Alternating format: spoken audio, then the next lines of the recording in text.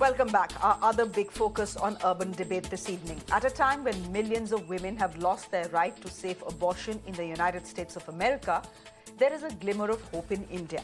A big win for the nation's pro-choice movement and the world at large. The Delhi High Court today has ruled that in cases involving fetal abnormalities, the ultimate choice of whether she wants to carry the child or not belongs to the mother. She can decide whether to terminate or keep the pregnancy.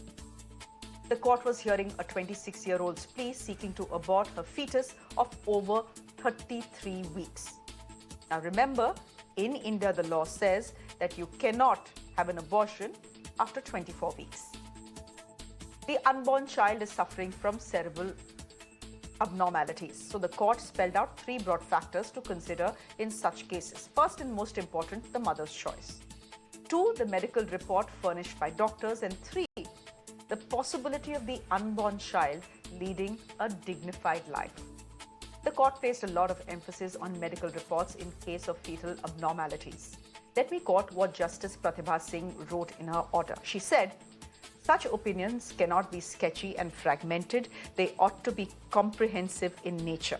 The court added that the woman's mental and physical condition must be assessed before arriving at a conclusion. The question is, what does this mean for women who do not want to carry a child after 24 weeks? First, let's take a look at what has happened so far. This is not the first time when the courts have upheld a woman's right to choose. In September this year, the Supreme Court delivered a historic ruling. It said that all women in India have equal right to an abortion. It doesn't matter if they are married or they are unmarried. They deserve a safe abortion, and the court upheld that very right to choose. Abortion has been legal in India since 1971. This is under the Medical Termination Pregnancy Act. In 2021, the law was amended to allow certain categories of women. This included divorced women, minors, and even rape victims. But there was no mention of single women. Married women could have abortions up to 24 weeks into their pregnancies, but single women were limited to just 20 weeks. That too has changed, just by the way, in September this year, when the Supreme Court upheld the right to abortion for all women up to 24 weeks. So like we showed you, India's abortion laws are progressive. They have changed with time and they are adapting to modern society. But what exactly is the scenario on the ground? According to the National Family Health Survey, 3% of all pregnancies in India lead to an abortion. 4% urban women opt for an abortion, while in cases of rural women, it's only 2.5%. So what is the biggest cause of an abortion in India? About 50% women in India say unplanned pregnancy. But there is a disparity there as well. More educated and rich women opt for abortions. When we come to the question of where most abortions are held, the private health sector is responsible for 52.9% of all abortions. But what is even more stark is that 26.2% of all abortions take place at home. Can you imagine that? This reflects the inherent regressiveness in society. Close to 8 women die every day in India from causes related to unsafe abortion. So while the laws may be progressive, patriarchy and regressive mindsets often overshadow the right to choose. But like we said, this is a big win for India's pro-choice movement, especially because it comes at a time when reproductive rights are regressing globally. Earlier this year, the United States Supreme Court struck down their national abortion guideline called Roe versus Wade. And since then, many states like Texas and Florida have moved to restrict abortion rights. Another country, Poland, imposed a ban on abortions in 2020. They are only permitted if the mother's health is at risk or in cases of rape. The Delhi High Court noted this controversial debate, which is being heard across courtrooms globally. But in her order, Justice Singh had said that India is amongst the countries which recognizes that women have the right to choose when it comes to their bodies. I'm going to go across to our guests for a better perspective on the story that is playing out in India. It's important for more reasons than one. It is not just about reproductive rights, but it is also about ultimately a mother's right to choose about whether she wants to give birth or not. Advocate Anvesh Madhukar is the counsel for the petitioner who is joining us on the broadcast. We wanted to have the petitioner on the show.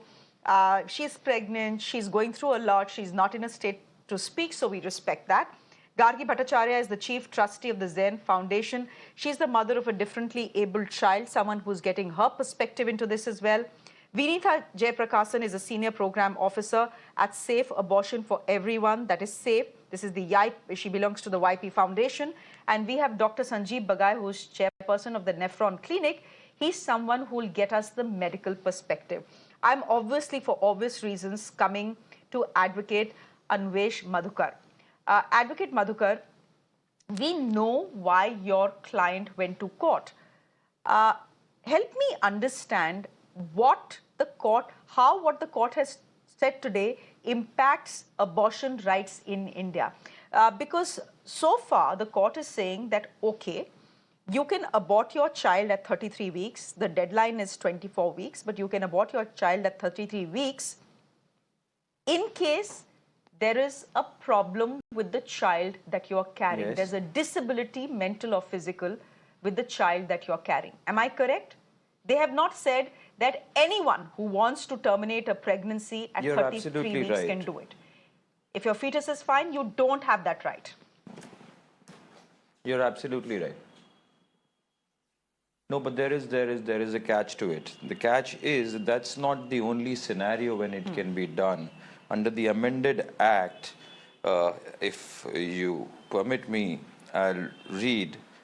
The provision of subsection 2 relating to the length of the pregnancy shall not apply to the termination of pregnancy by the medical practitioner when such termination is necessitated by the diagnosis of any of the substantial fetal abnormalities diagnosed by a medical board. So there is a fetus abnormality, then definitely it has to be the choice of the mother. Ultimately, it is the mother who has to bring this child to the world, and she is in a way responsible to take care of the child. In a lot ways in the mother's mind, especially a decision like that, you've carried the child for about 8 months, and then to decide, it is a difficult decision, as in this case also. Once she realized in the month of November, the first time she was told that there can be an abnormality, she was not willing to accept it. She went for 3 ultrasounds after that also before she actually accepted the fact, because there was a consistent finding that it will be a problem for the child, and they could not even ascertain as to the degree of disability that the child may face. So therefore, it is a problem. Raising a normal child is a problem in today's world, and when the child is differently abled or in any way not up to the expectation of the society, it becomes a difficult thing for the child as well. So keeping that into consideration, I think in spite of the report of the board which suggested to not terminate the pregnancy, the court had allowed it. So it's interesting that you tell me that the medical board had said that the pregnancy should not be terminated. Was that based on the mother's health, or was that based on the laws that are currently applicable of 24 weeks? No, that is why the Honorable Court, that is why, see, the law does not require permission from the board. Permission is required from the court. Board's input is required to actually assess the situation, the present situation of the child, the mother, the consequences to both. So that is why in this order, the Honorable Court has said that the report can't be sketchy. Because this report on one hand said that the condition is compatible to life, but the quality of life they can't predict. So merely living as a vegetable is not life in my understanding and opinion. The Supreme Court time and again has brought to live with dignity under the ambit of Article 21. Just surviving is not enough. So that was one aspect. The second aspect, though they said that there will be some handicap, but they did not know the degree. So the fact was that there was an abnormality and the child would not lead a normal life. They couldn't say it with certainty. So, So that was the reason why the court Okay. went Okay, ahead and Gargi Bhattacharya, weighed you this are in a favor mother of of the petitioner. Gargi Bhattacharya, you're the mother of a differently abled child. This is a tough decision. We understand that. But the court is absolutely right and absolutely practical in saying that ultimately it has to be a mother's choice. It can be no one else's choice. It cannot be the choice of the court. It cannot be the choice of the medical board or the woman's family. It has to be her choice alone. Good evening. Thank you for having me here. Yes, I'm the mother of a special child with autism. It is only because I have raised him that I know how difficult a task it is to raise and try to integrate a special child in the society. I'm very thankful that the court has passed such a law. I think it's only practical if it is within the periphery of safety of the mother's health, that abortion be done to the fetus, which threatens to be abnormal, and such a child, if allowed to be born, no matter how ugly it may sound, not only affects his or her own life, but the lives of the parents and families and loved ones. I think it's only practical to terminate, something that is developing this way. Let me get a medical opinion in before I turn the debate to Vinitha. Dr. Sanjeev Bagai, uh, yes, the court is saying it is a woman's right to choose whether she wants to carry the child or not. But medically speaking, what is the difference? Now, this mother, the petitioner in this case, is carrying a fetus that is deformed. Uh, but medically, what is the difference between 24 weeks and 33 weeks? Why is it okay to abort a child till 24 weeks and not do it at 33 weeks? Hi, good evening. I think this judgment will go down in the annals as a landmark judgment. Being in practice now for close to 40 years, we've seen hundreds of children who are born with structural and congenital abnormalities, and this has been picked up antenatally. So just allow me 2 minutes and let me just put the correct framework in order. Almost 1 to 2%, and in some studies, up to 5% of all fetuses are born with some sort of congenital abnormality. 1% of them are supposed to be severe, and 0.5% of them are supposed to be lethal. When you're looking at a volume of newborns born in India of almost 28 million, that's a huge number of children who are going to be born with significant disability or deformity. Now, when you're looking at a pregnancy time of 3 trimesters, some of the abnormalities can be picked up at the end of the first trimester. Earliest is about 10 to 12 weeks. Some of them only manifest in the second trimester after the golden cutoff of 24 weeks. There are some abnormalities which we call as severe or lethal, which are non-compatible with life. I repeat, the key word becomes non-compatible with life.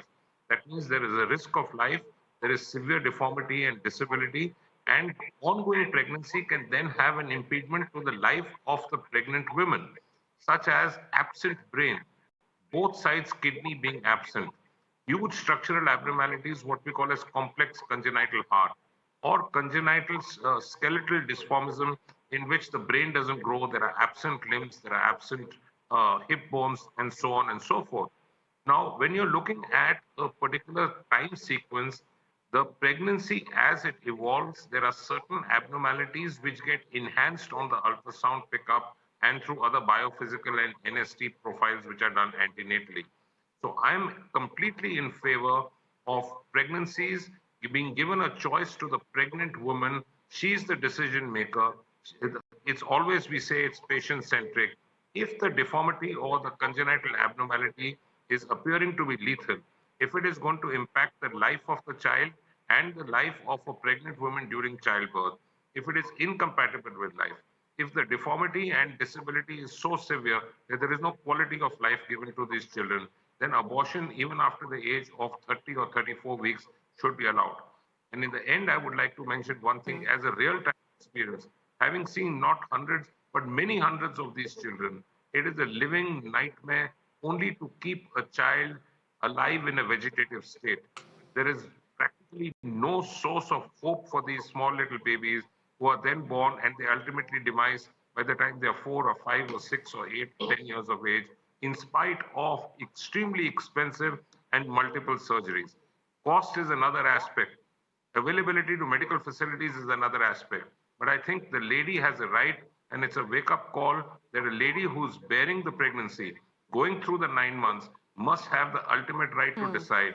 There should be a neutral medical board which should include Okay. pediatricians, geneticists, ultrasound specialists, and a neutral observer like a lawyer who defines that this abnormality is indeed Okay. severe to lethal, impounding the life of a child immediately after birth or soon after that. Over to you. Okay. But Vinitha, thank you, doctor, for putting that for us so well. But Vinitha, every time you have a woman who realizes that at week 32, 33, 30, that she's carrying a fetus or a child that is not normal, every time to have to knock the doors of the courts, is that fair?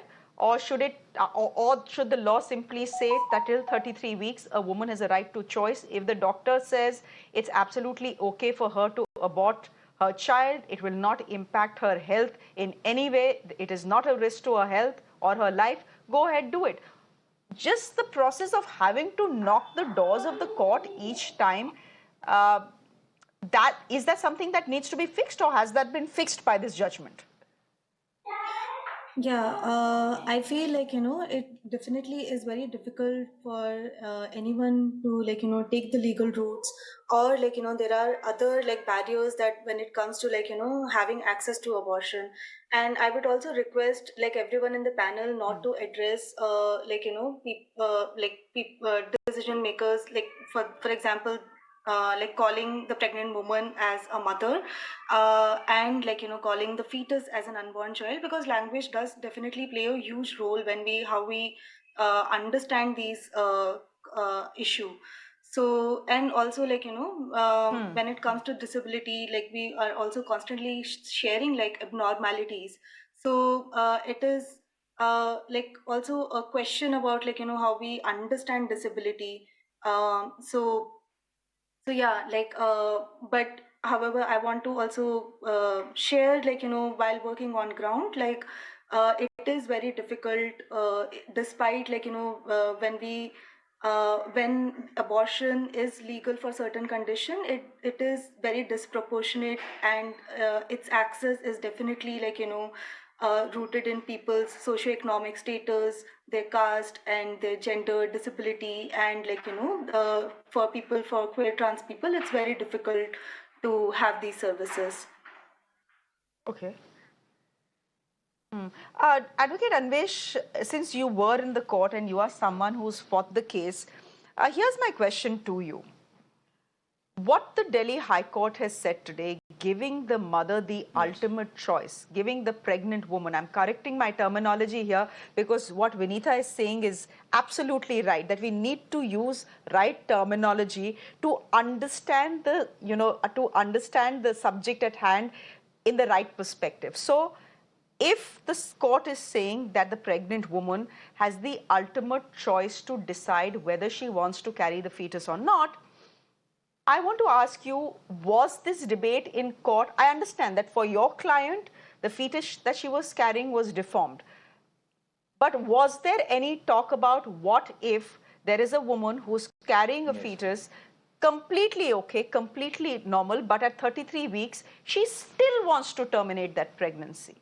Why will that not be okay? I mean, if you're talking about reproductive rights, the right of a mother carrying a deformed fetus is as much as the right of a mother who's carrying a normal fetus, or a pregnant woman carrying a normal fetus.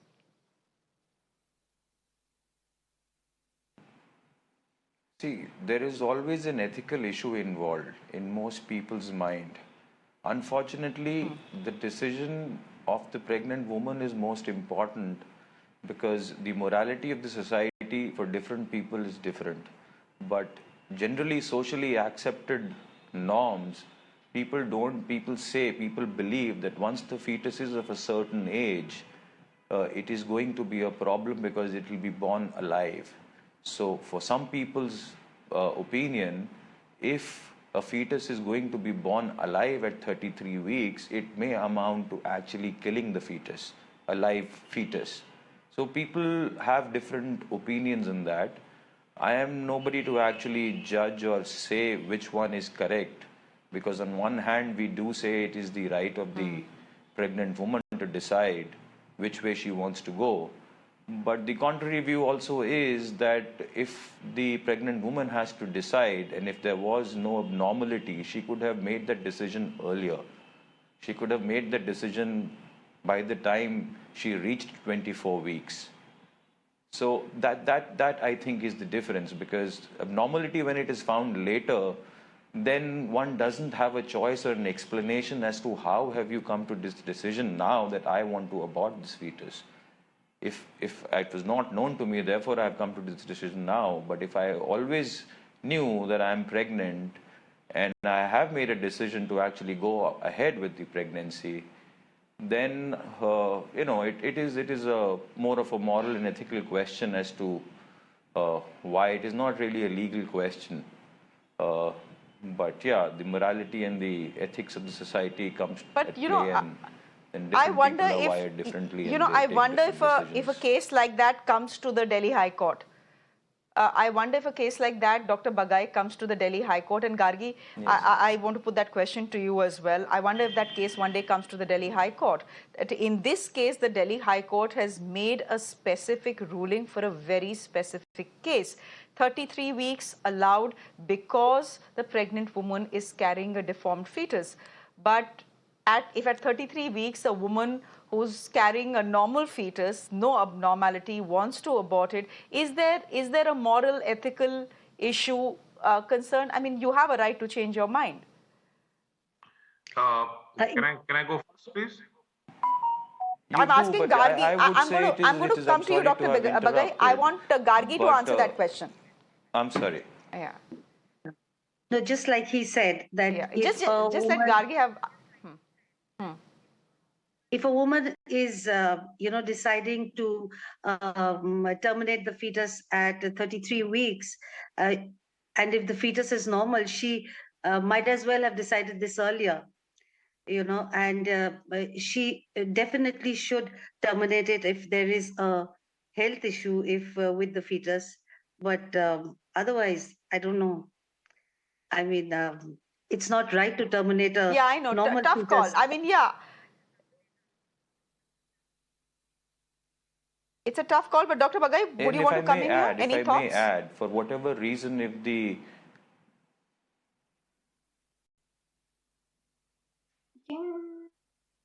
Go ahead, Anvesh. Complete your point. I'll come to Dr. Bagai in just a bit. Complete your point. yeah, so if I may add, uh, see, if the pregnant woman doesn't want a child at the stage of 33 weeks, there are so many people here who are not blessed with a child, and it can always be given to adoption. I have faced one such case where it was actually, as a matter of fact, rape victim, but the pregnancy was so advanced, and her dilemma mostly was that she was unmarried, and how would she manage the baby? The court went out of its way and they arranged for her delivery in a secluded place and arranged for the adoption for the child. So, for whatever reason, the child is not, the fetus is, the pregnant woman doesn't want the fetus to be born, that is one option. Also, on the other hand, I would want to say that, euthanasia is not accepted in India as yet. So it is amounting to that. In many ways, everything of the fetus is already formed at 33 weeks. So if it is normal, it is as good. I'm sorry, I'm using the term, but as good as a child at that advanced stage. So I mean, one can always give the child for adoption. And since euthanasia it's the same principle. You're killing somebody alive, and that is not permissible in our country. Yeah, I so But agree Dr. with Bagai, I this. have 30 seconds, but I can make the argument that but I can just for the sake of argument, I can, Dr. Bagai, very easily say that at Can 33 I? weeks, that abnormal fetus is also a child. Yes, yes, you can. You can. Dr. Bagay, I'll give you the last word. Vinitha wants to come in. Vinitha, please go ahead. I feel like, when it comes to abortion, we should understand it as a human rights issue and as a medical issue, because the right, what happens to my body and how I want to carry it depends upon my informed decision with my doctor. It shouldn't be a legal question or a moral question. And how I want to live my life. Denial of this is a violation of people's human rights. And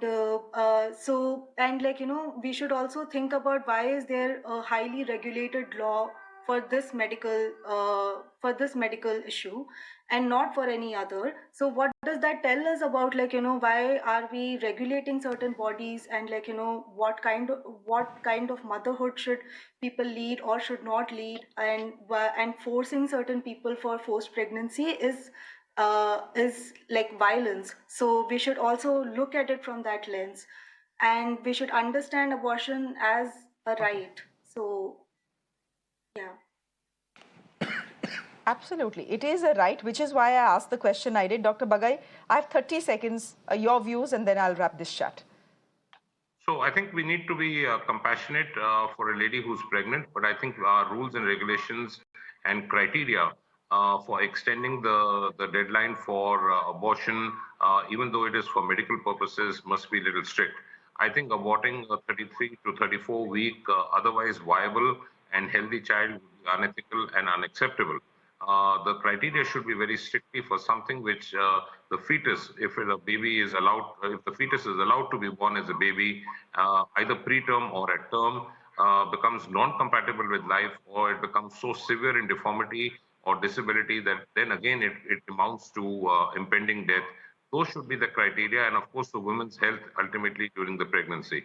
But normal fetuses not to be touched. I'm very much against that. And also we need to keep in mind that in a white country like India, where often on the ground level in tier 2, tier 3 cities and villages, infanticide and female feticide may still be happening, and this may open the doors and another gamut altogether. So I think we need to be strict, but we need to be compassionate. In the end, Absolutely. as a designer, a pregnant lady is the sole decider if the pregnancy of the fetus being carried is lethal in consequences. Yes, we must give the option to the lady to decide to abort. Sure. So many layers to this discussion. I'm sure we could have gone on for another 30 minutes, but my time is up. So Dr. Bagay, thank you very much. Vinitha Jayaprakasan, thank you very much. Gargi Bhattacharya and Advocate Anvesh Madhugar, thank you all for this very informative and enlightened decision on women's reproductive rights. On that note, I'm slipping into a quick break on the show. Thank you very much for watching. Good night.